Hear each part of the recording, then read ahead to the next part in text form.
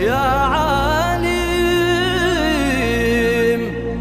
بما تخفي الصدور،